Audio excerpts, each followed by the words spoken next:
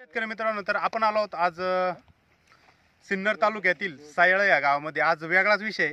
आणि मित्रांनो, इथे आहे बिनजोडचं शर्यतीचं मैदान, म्हणजेच शेतकऱ्याच्या जीवाच्या पलीकडला असणारा खेळ म्हणजेच बैलगाडा शर्यत बघण्यासाठी आपण आलो आहोत. तर सायळ या गावामध्ये आल्यानंतर आम्हाला बिनजोड म्हणजे काय असतं हे आपण या बैलगाडा मालकांकडून जाणून घेऊया. तर नमस्कार.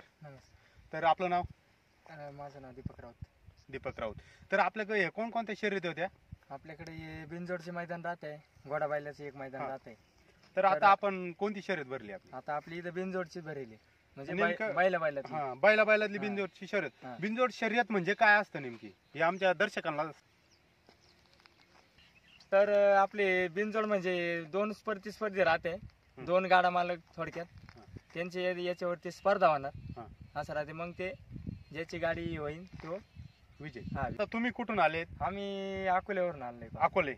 अकोला संगमनेर. संगमनेर. आणि इथे कुठून कुठून गाडा मालक येतात? इथून भरपूर गावातून गाडा मालक येतात. इकडे जवळके राजनगाव, लोणी, भरपूर वायजापूर, इकडून सिन्नर भाग पूर्ण येतो इकडे.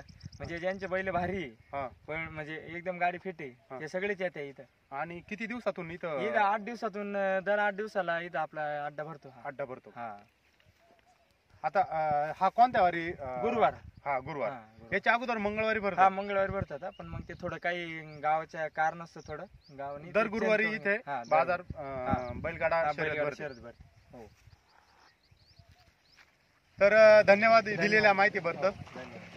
तर मित्रांनो, बिनजोडचं मैदान सायळ, तर आपण या ठिकाणी आलोय. तर मित्रांनो, आता बघू शकता पाठी दाखवायचं का, म्हणजे त्यांचं काम चालू आहे बैलांना.